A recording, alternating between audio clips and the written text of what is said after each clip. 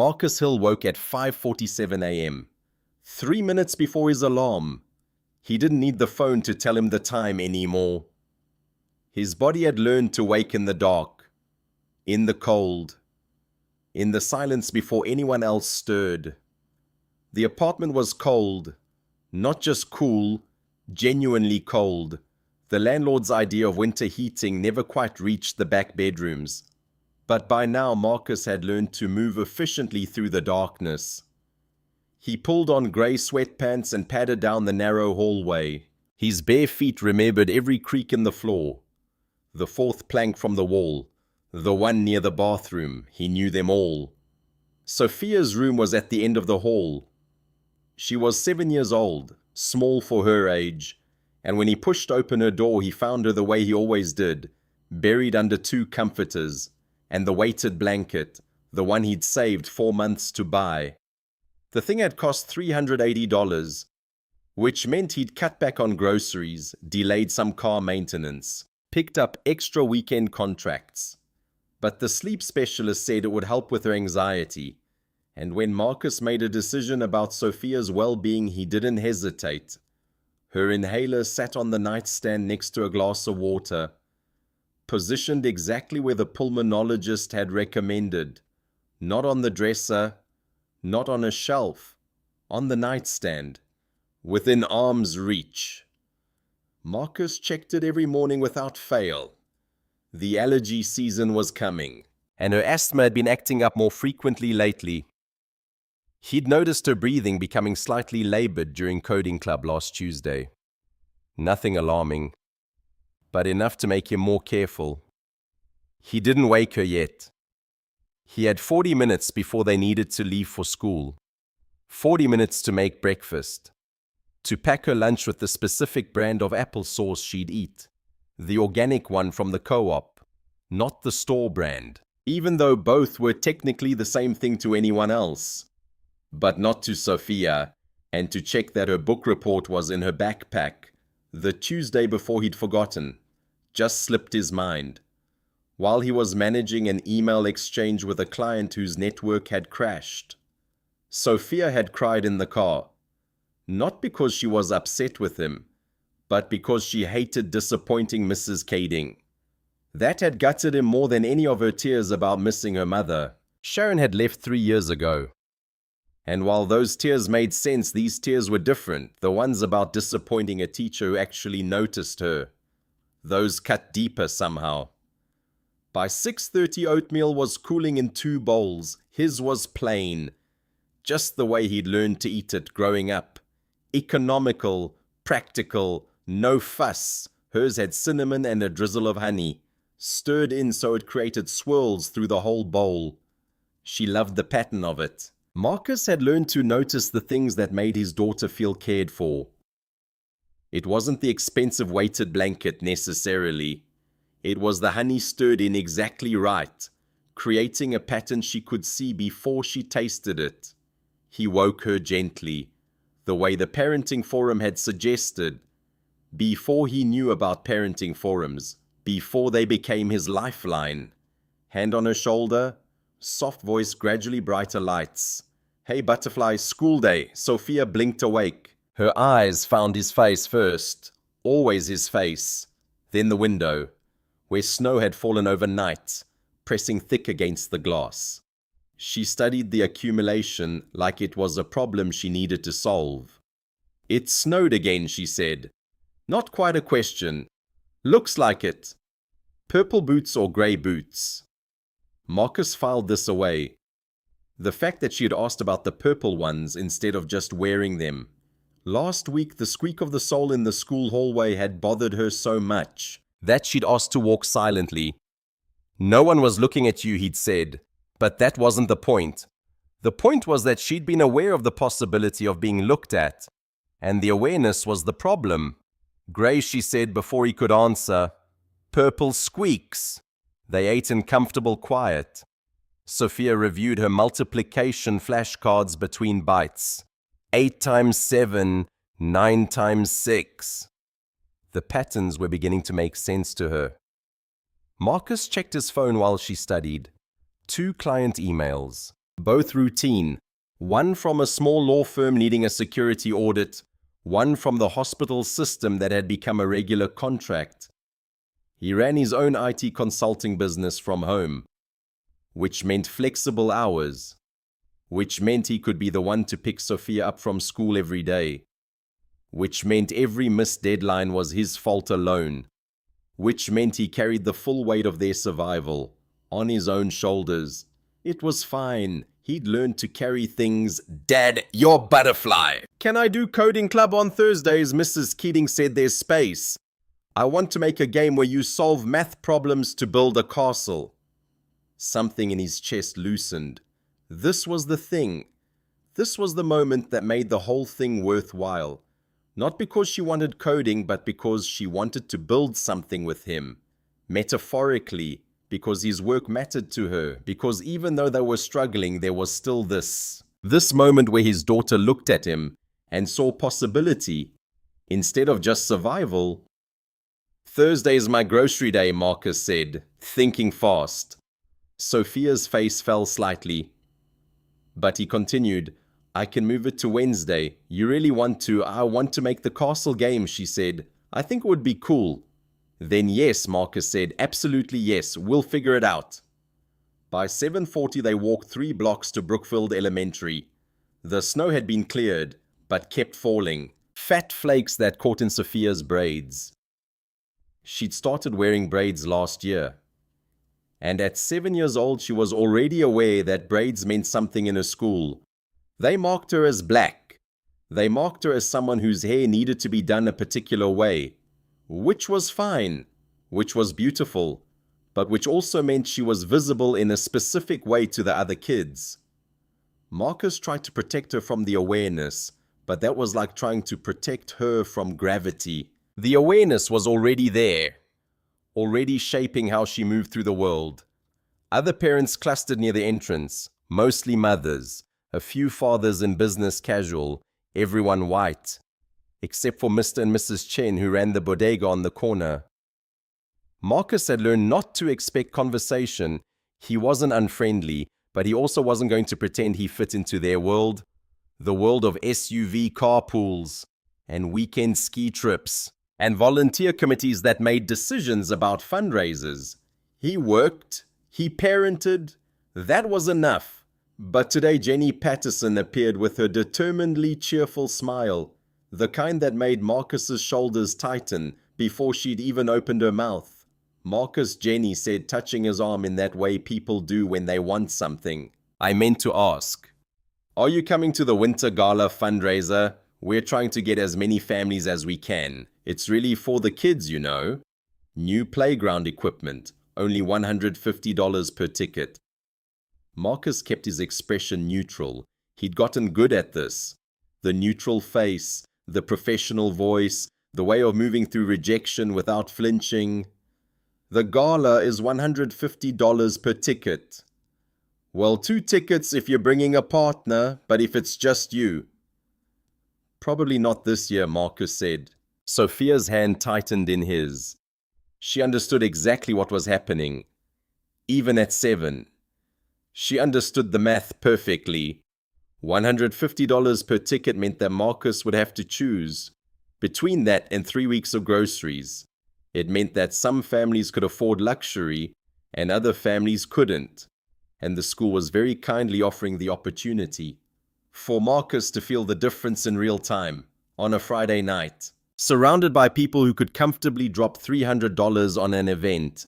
Jenny's smile didn't break, but it thinned slightly. That's too bad. It really is for the kids, though. We're hoping to make this a meaningful community event. Marcus gave her his professional smile, the one he used with clients who assumed he was tech support, not the consultant they'd hired, the one that was polite and warm and kept everything at a distance.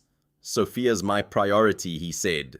He'd said Sophia, which was right. Her name was Sophia, but he could see Jenny's confusion for just a moment. If she needs playground equipment, I'll donate directly to the school.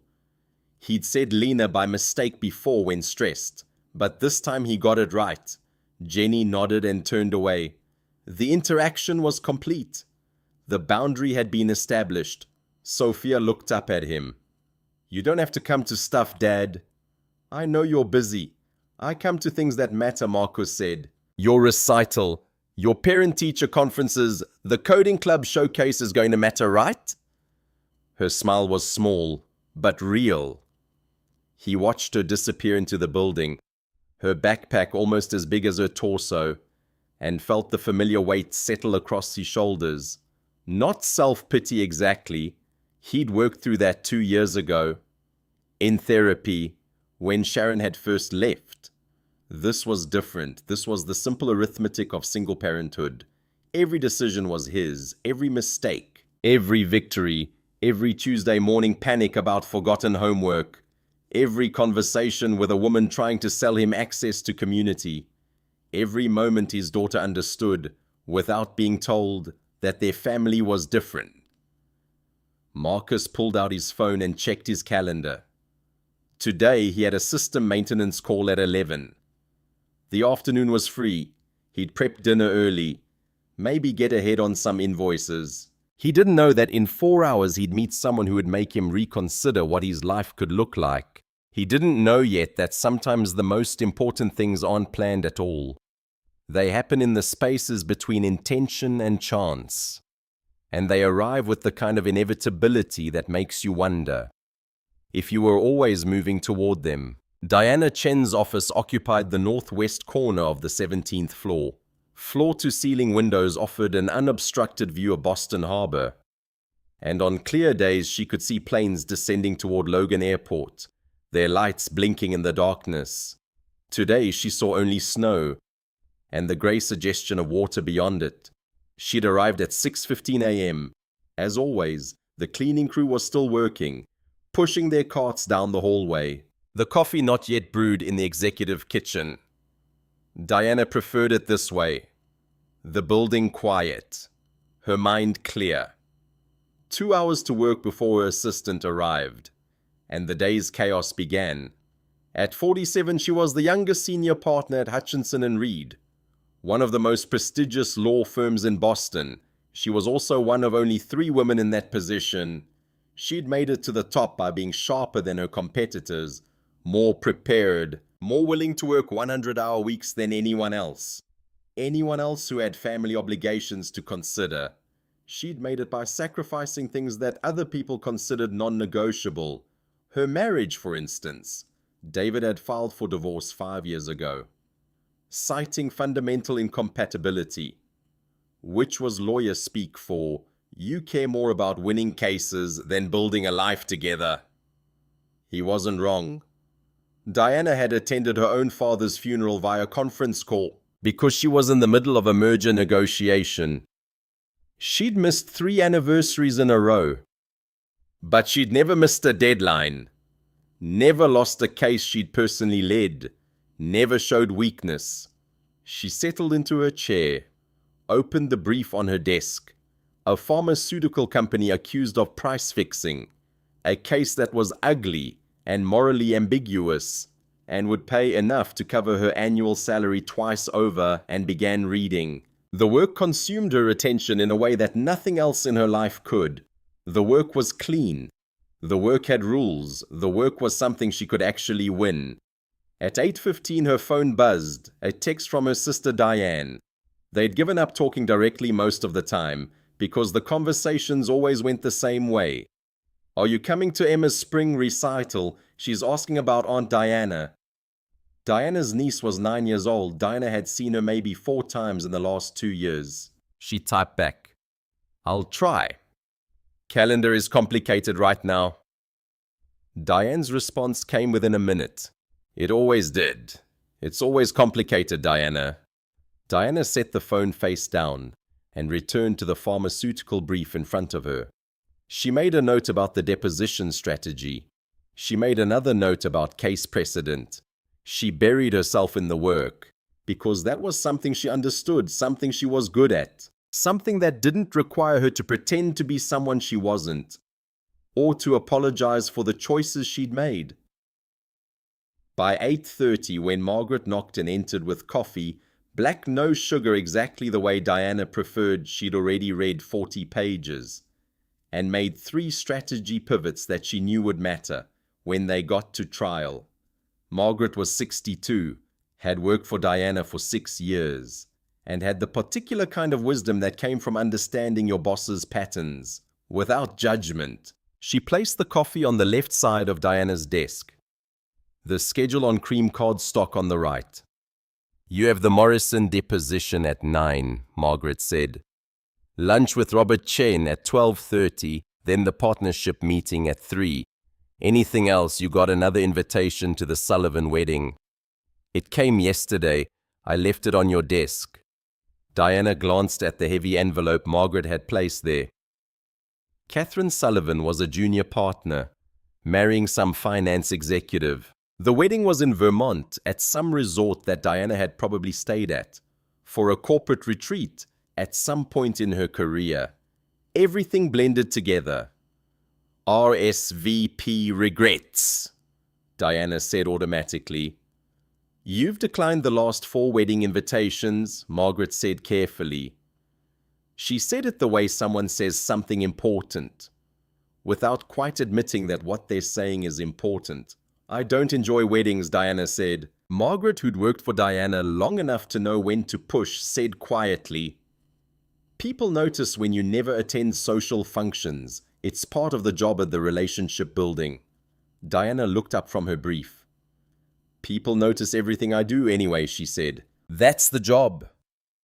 Whether I attend weddings or not isn't going to change their calculations about whether I'm serious, or whether I'm weak, or whether I'll stay in Boston, or whether I'm ready for the partnership committee decision next year."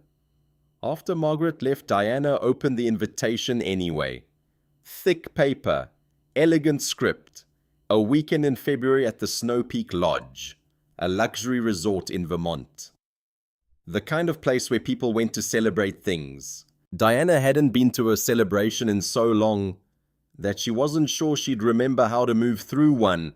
+1 encouraged. She stared at those 3 words like they were a test she didn't know how to take. +1. Someone to sit beside at dinner. Someone to make conversation with during the cocktail hour. Someone to indicate that Diana had a life outside of her career. That she was capable of forming attachments.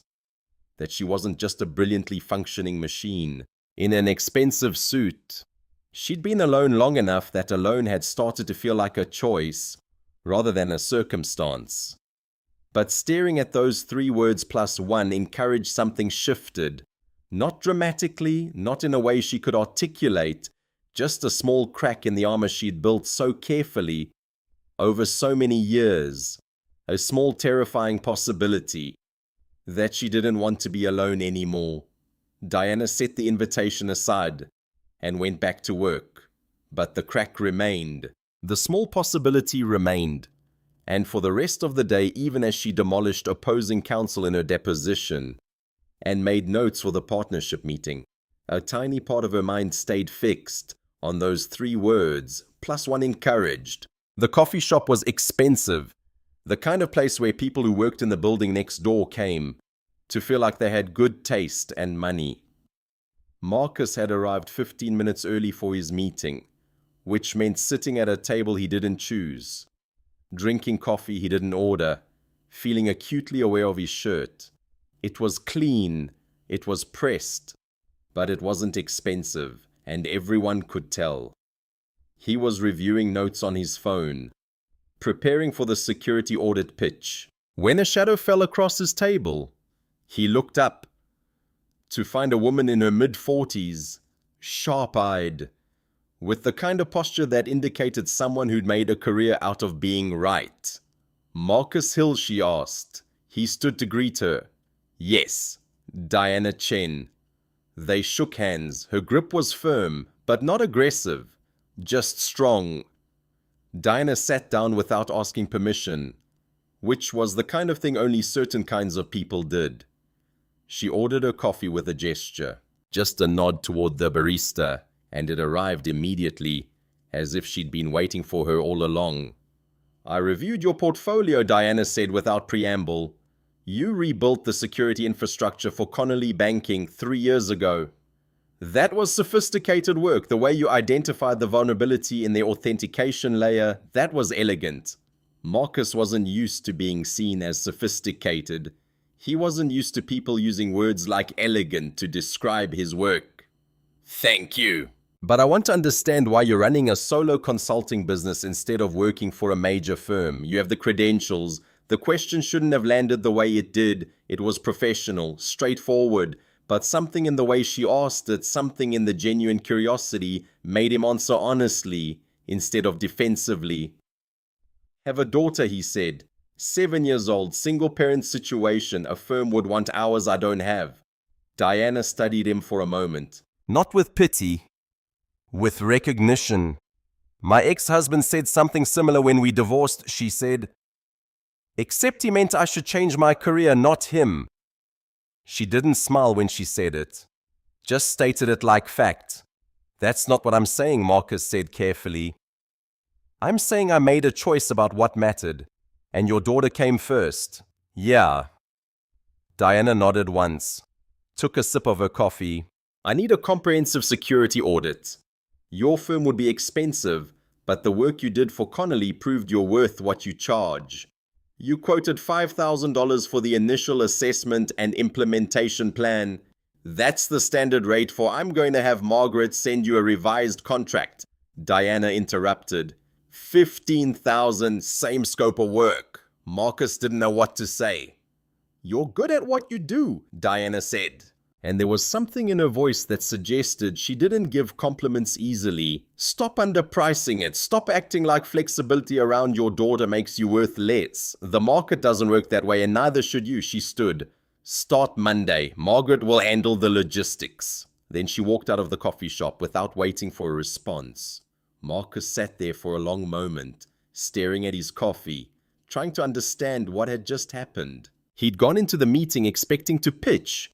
Instead, he'd been hired. More than that, he'd been seen. This woman, this powerful woman in her expensive suit had looked at his portfolio and recognized not just competence, but sophistication. And then she'd done something even more remarkable. She'd refused to let him diminish what he brought to the table. She'd refused to let him be small. Over the next 8 weeks, the security audit expanded. Or rather, the meetings about the security audit expanded. Diana had legitimate reasons to meet with Marcus. Project updates, implementation strategy, vendor selection. But somewhere around the third meeting, something shifted. They stopped meeting in conference rooms and started meeting at restaurants, small places where they could talk without being overheard by the entire firm. They talked about the project less and about other things more. Diana asked about Sophia. Marcus was cautious at first. He'd learned not to volunteer much about his daughter to professional contacts. But Diana's questions weren't the usual small talk variety. She didn't ask how old is she like it was a checkbox. She asked, what does she love to do? And then she actually listened to the answer. She wants to join coding club, Marcus said during their 5th lunch. They were at a small Italian restaurant near Diana's office. And Diana had somehow managed to make it feel intimate, instead of transactional. She wants to make a game that teaches math. I told her yes, we'd figure it out with her schedule. Diana's expression softened. Actually softened. It was like watching someone take off armor piece by piece. How old is she? Diana asked. 7. Does she love coding already, or is she doing this because you do? The question was direct. Without judgment, just curiosity. Honestly, Marcus said, I think she's trying to connect with me. I work with computers, so in her 7-year-old logic, learning code means being like me. Diana was quiet for a moment. She set down her fork. Does she know you'd be proud of her no matter what she asked? Marcus looked at her. Do you know if my parents were proud of me? Diana's smile was sad, genuinely sad. No. They were proud of my accomplishments, my grades, my law school acceptance, my partnership. That's not the same as being proud of me as a person. I spent most of my life chasing the accomplishment because I was never sure about the person. She pulled out her phone and texted someone. Then she set it face down on the table. I just moved my 4 p.m., she said. I have another hour. Tell me more about Sophia. What else does she love? For the first time in 5 years, Diana extended a lunch meeting that wasn't about work. And for the first time in 5 years, nobody else mattered during that hour. Not the firm, not the cases, not the partnership track, or the client meetings, or the carefully constructed version of herself that she presented to the world. Just this moment with someone who was actually listening. By the 7th lunch, something had shifted fundamentally. Marcus had become the person Diana unloaded to. Her fears about the partnership committee, her guilt about her sister's recital, the way success had somehow become indistinguishable from isolation. Diana had become the person who believed in Marcus, without explanation or qualification. She'd become the person who saw him as more than a man managing single parenthood, more than a consultant underpricing his work, more than a black man in spaces that weren't built for him. That day, Diana said something that changed everything. There's a wedding, she said. One of my colleagues is getting married in Vermont. The firm will expect me to attend.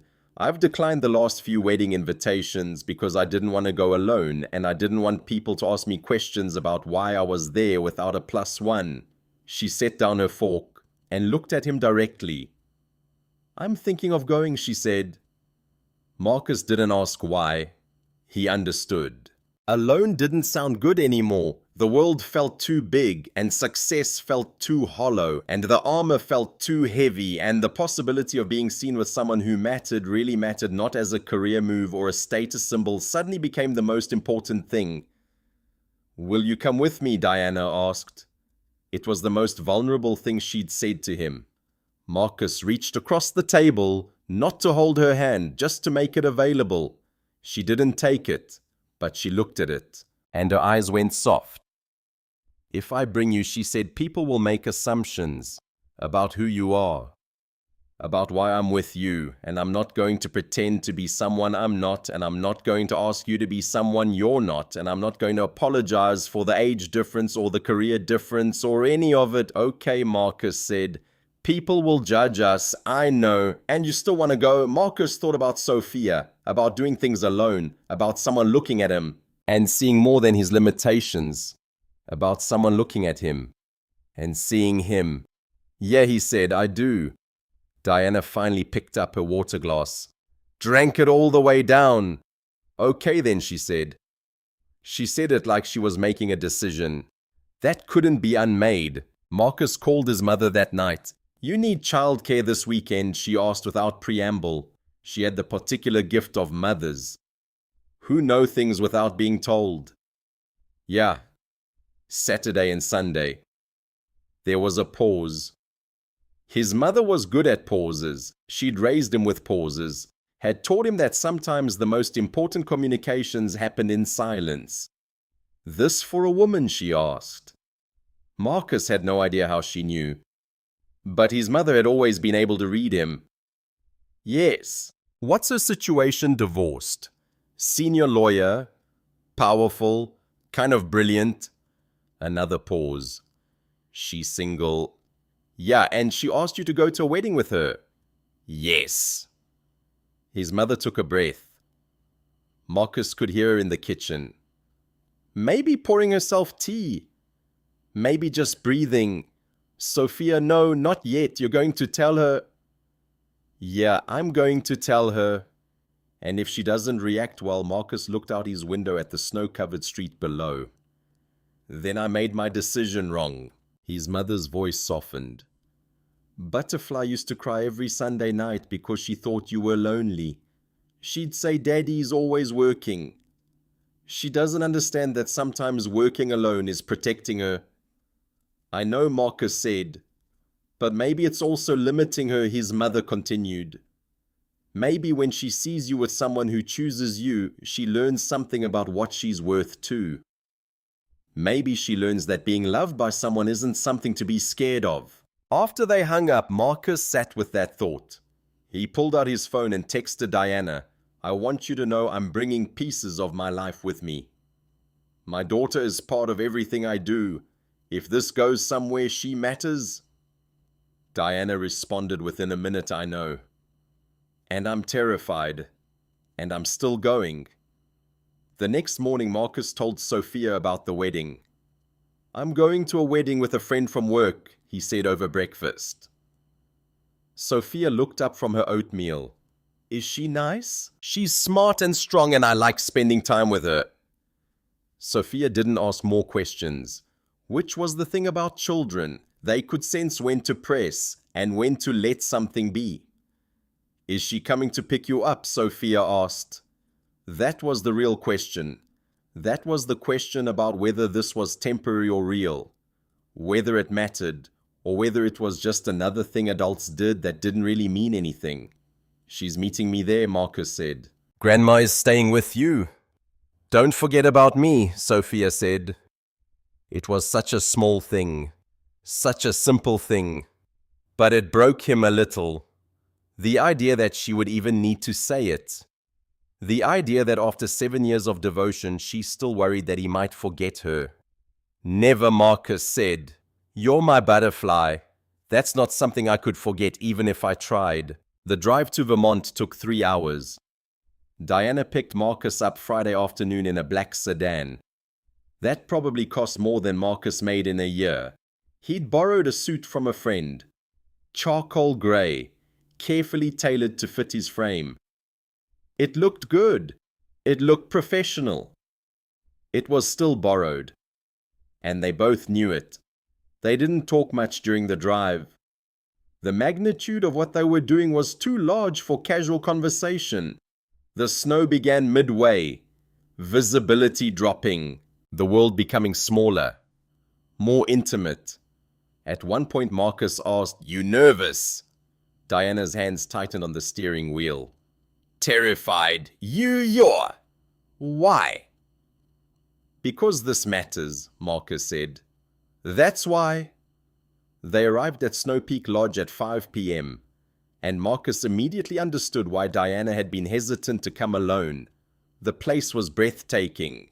All wood beams, stone fireplaces, views of the Green Mountains in the distance, but it was also unquestionably expensive. Unquestionably a place for people who didn't have to check their account balance before making decisions. Diana had booked a suite overlooking the mountain. There were 2 beds, which felt both practical and symbolic. Neither of them was quite ready to assume what this was. The wedding reception was held in a ballroom, with floor-to-ceiling windows, snow pressing thick against the glass. Servers moved through the room with champagne and appetizers.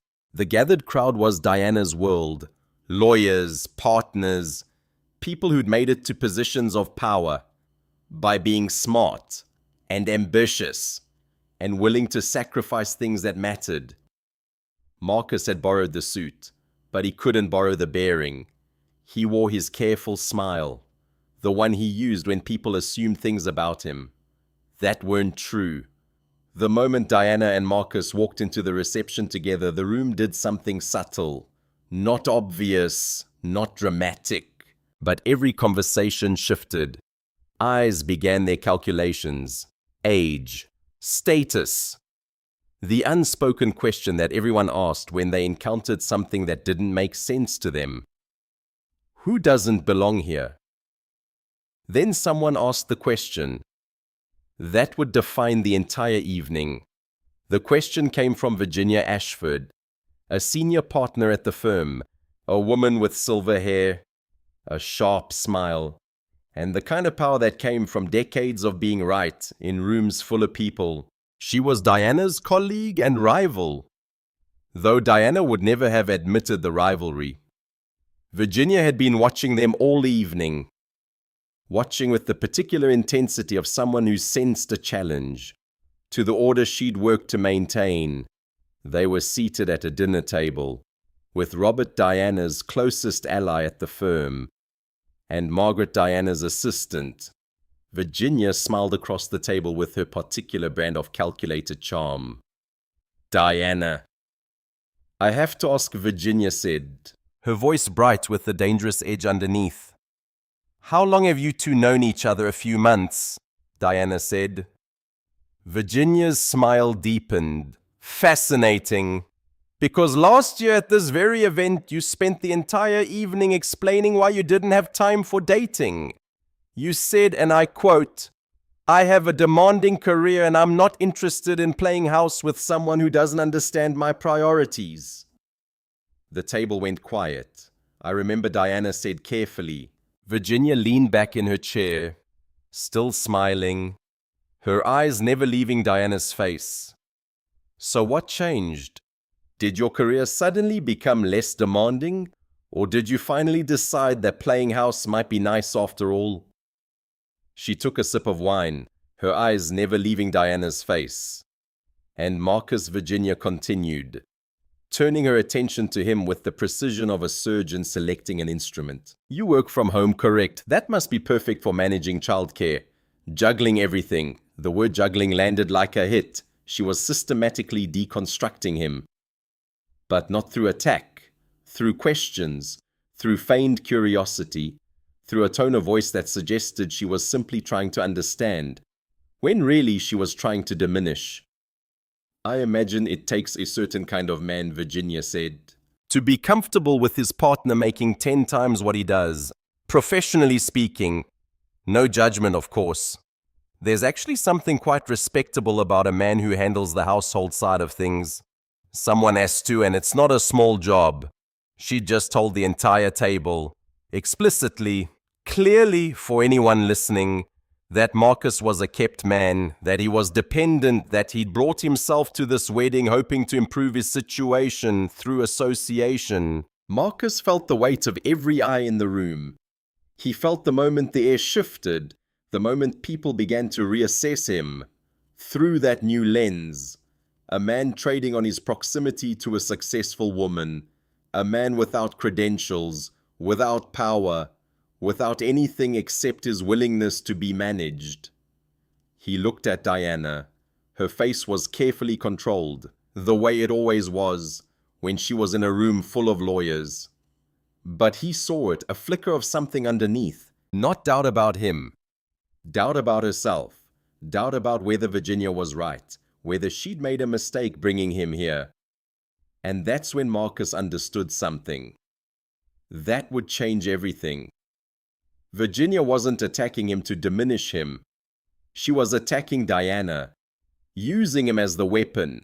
The message was clear: you're ridiculous, you're slumming, you're throwing away years of carefully constructed authority for someone beneath your station. You've made a mistake. Marcus set down his fork. With deliberate care. The action was small, but it carried weight. The sound of the fork meeting the plate seemed loud. In the sudden quiet, he looked directly at Virginia. "Virginia," he said, his voice quiet in the way that makes people lean in to hear. "You've spent the last 5 minutes asking questions you already know the answers to." Everyone stopped eating. "You know I run my own business," Marcus continued. "You can see it in the way Diana talks about me. You know it's successful because someone successful wouldn't introduce you to someone unsuccessful. You know I'm here because Diana asked me to be.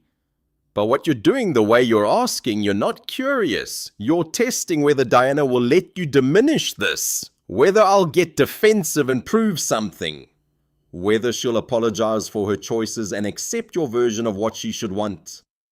He paused, letting the words settle. "So let me be clear about something Marcus said. I'm not embarrassed about my life. I'm not intimidated by yours. And I'm not going to pretend that a woman with Diana's power and intelligence couldn't choose to be with me for actual reasons. Real reasons. Because that would mean accepting your premise that a successful woman can only make mistakes. Never choices." He turned to look directly at Diana. "What I'm curious about," he said, "is why Virginia needs to diminish this. That tells me something important. It tells me that in her world, people who are genuinely happy together don't need defending. But people who are threatening, people who break the rules that other people have agreed to follow, those people take apart at dinner tables. He turned back to Virginia.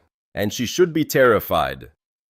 Because when successful women stop performing when they actually choose what they want instead of what looks good, the people who need that performance usually lose power. They lose the ability to control the narrative. And that's what you're really afraid of. He reached over and took Diana's hand deliberately. Not romantic, just clear. I'm glad I'm here, Marcus said to Diana. And he meant every word. I'm glad you brought me. Then he returned to his plate and took a bite of his food. Like the conversation was over. The table held its breath for a moment. Virginia had no move. Any response would prove his point. Any attempt to defend would only deepen the wound. She took a long drink of wine and set down her glass with slightly more force than necessary. The rest of the table slowly returned to eating. But the dynamic had shifted. Permanently. Margaret was looking at Marcus with something close to awe. Robert was hiding a smile behind his napkin. And Diana was looking at Marcus like he just offered her something she didn't know she needed. The rest of the evening unfolded differently after that. People began approaching him specifically, with something that looked like respect. A few even nodded with what looked like approval. By the time dessert came, the entire room had recalibrated.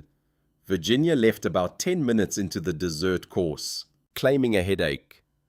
Nobody believed her, everyone knew what had happened, and Diana had not broken under the pressure to apologize or diminish herself. That meant something. That meant a lot. The balcony was empty, snow falling steadily into the darkness.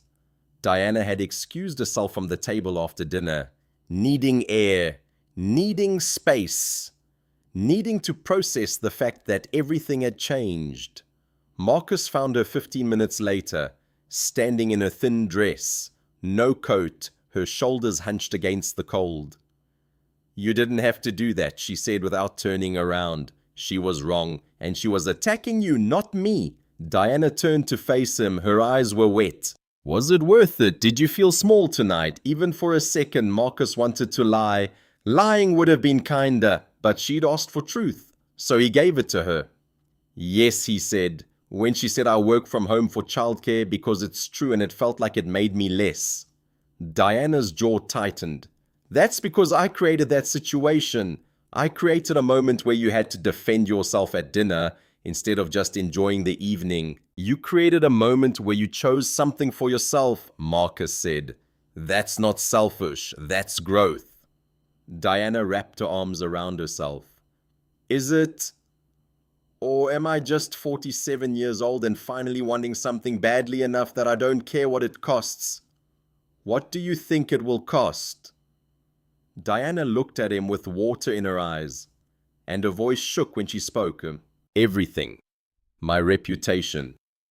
The partnership recommendation I've been working toward for 3 years. Virginia sits on the senior partnership committee. What she does with what happened tonight could derail my entire career trajectory. Marcus stepped closer. Do you want me to leave? I can book another room. I can drive back tonight. I can make it simpler. No, Diana said immediately. No, that's not what I want. But then she articulated everything she was afraid of. Her fear about his daughter. Her fear that she didn't know how to be with someone. Her fear that this would complicate his business, his reputation, his future derailed by association. Her fear that she was going to hurt him. Because she was too old, too ambitious, too much work. When she finished, there was a long silence. Snow fell around them. The sounds of the reception drifted from inside the lodge. Then Marcus reached out his hand. She looked at it like it might hurt her. What if we figure it out together, he said. Not as successful woman and her guy, just as two people who are terrified and going anyway. Diana looked at his hand, at his face. Then she placed her hand in his. And for the first time since they'd met, they weren't performing for anyone. They weren't managing impressions or protecting themselves with clever words. They were just two people in the cold, trying to believe they could make something real. We should probably go back in, Diana said eventually. Make an appearance, show we're not running away. Do you want to? Marcus asked. Not particularly. Then why? Diana smiled sadly. Because I'm not going to let Virginia Ashford think she drove me out of my colleague's wedding. Marcus smiled too. Fair enough. They walked back inside together, and the reception had shifted in their absence. People were dancing now, the formal dinner over, the room more relaxed. But as they crossed to their table, conversations paused. Eyes followed. This time, though, the quality of attention was different. Less judgment, more curiosity. A few people even nodded at them with what looked like approval. Robert intercepted them near the bar. That was quite a speech, he said to Marcus. I wasn't planning it, Marcus said. Best ones never are, Robert replied. He looked at Diana. Virginia left about 10 minutes ago, claimed a headache. Diana smiled dryly. I'm sure she did. For what it's worth, Robert said she had it coming. She's been pulling that kind of power play for years. Sunday morning they had breakfast in the lodge restaurant, before driving back to Boston. The drive was easier than the trip up. More conversation, less tension, the beginning of something neither of them could quite name yet, but that felt real. Marcus' phone buzzed when they hit the city limits. It was his mother. Texting on Sophia's behalf. Did you have fun, Dad? He texted back. Yeah, I did. Diana glanced over. What will you tell her? The truth. That I went with you, that some people were rude, that I stood up to them because that's what you do when someone you care about is being treated unfairly. Will that confuse her about what we are? Probably, Marcus said honestly. She's 7, but she'll understand that people deserve to be treated well, and that sometimes you have to say something. There was a pause. And then Diana asked the question that suggested she'd been thinking about this. The whole drive back. Can I meet her officially? She asked. Not coffee shop coincidences. Intentional.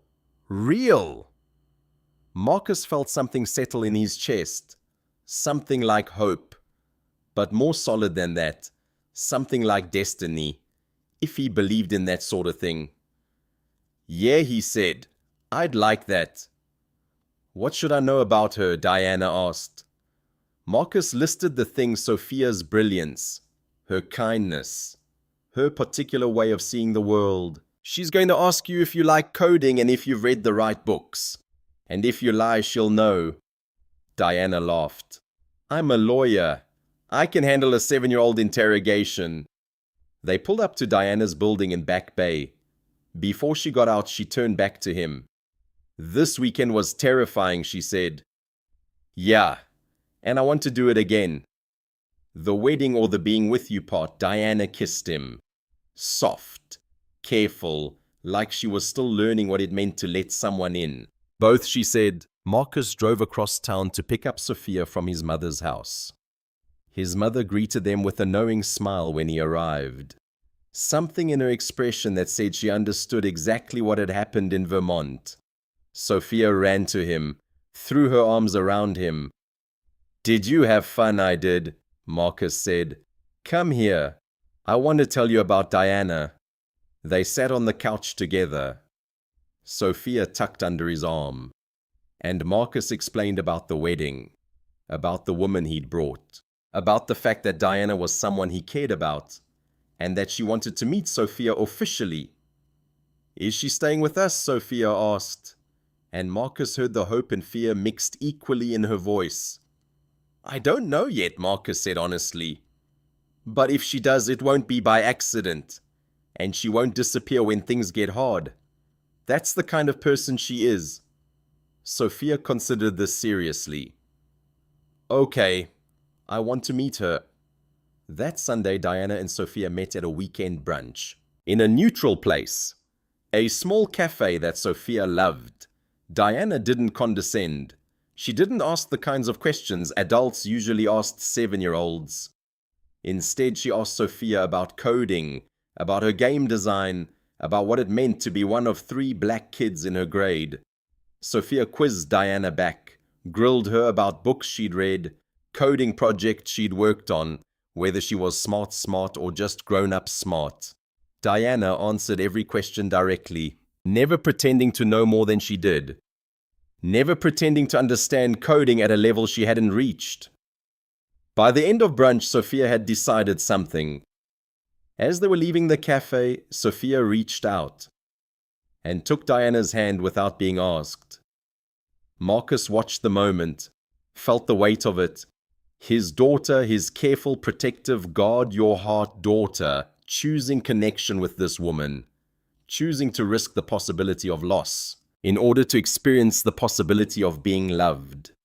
That night, Marcus texted Diana, "Thank you for seeing her, for seeing me, for choosing us." Diana responded within a minute, "Thank you for standing up, for being brave enough to want something, for changing my life." 6 months later, they hadn't moved in together, weren't engaged, didn't have concrete labels for what they were, beyond what they felt, which was real, which was serious, which was something neither of them took for granted anymore. Marcus's IT business had doubled. Diana had recommended him to 3 major clients, not because of their relationship, but because of the quality of his work. He'd stopped underpricing himself, had started charging what he was worth, had started understanding that providing for his daughter didn't require him to be small. Diana had made senior partner, not because she'd compromised her relationship with Marcus, but because she'd stopped performing and started leading. Because she'd allowed herself to be human, vulnerable, tired sometimes, committed to something beyond her career. Her work had gotten better, not worse. When she'd started prioritizing connection, Virginia had been quietly shifted out of the partnership. Nothing dramatic, nothing that could be contested, just a series of committee changes and case reassignments that made it clear she was no longer part of the firm's future. One evening, all 3 of them were together, making dinner. Sophia was telling Diana about a new project at school, a program to teach coding to other kids in her grade. Diana was listening with genuine interest, asking follow-up questions, taking the project seriously. Marcus watched them from across the kitchen. Not perfect, not magical, just real. The conversation flowed easily. Sophia asked Diana about a particular coding language. Diana admitted she didn't know, but offered to figure it out together. Sophia seemed satisfied with that answer. Not because Diana had failed, but because Diana had acknowledged the limitation, while refusing to use it as an excuse to disengage. Later, after Sophia was asleep, Marcus and Diana sat on the couch together. "I was thinking," Diana said, "about what you said that night in Vermont, about how this all started because I didn't want to go to a wedding alone. Yeah, I went to my sister's house today. Emma's spring recital is next month. I told Diane I'm coming, and I'm bringing you and Sophia if that's okay." Marcus pulled her closer. "That's more than okay. I've spent a lot of years being alone because I thought alone was safer," Diana said. "But it turns out alone was just empty." And this she gestured to the space between them, the comfortable quiet, the knowledge that they mattered to each other. "This is scarier, but it's also more real. This is what choosing actually looks like," Marcus said. They sat in the quiet for a long time, not needing to fill the space with words. They'd learned that comfort existed in silence too, in the presence of someone who'd chosen you, despite all the reasons not to, in the presence of someone who'd stood up when the world tried to diminish you, in the presence of someone who had risked everything for the possibility of something real. 6 months ago, Diana had been attending firm events alone, her +1 an abstraction, a symbol of all the things she'd sacrificed.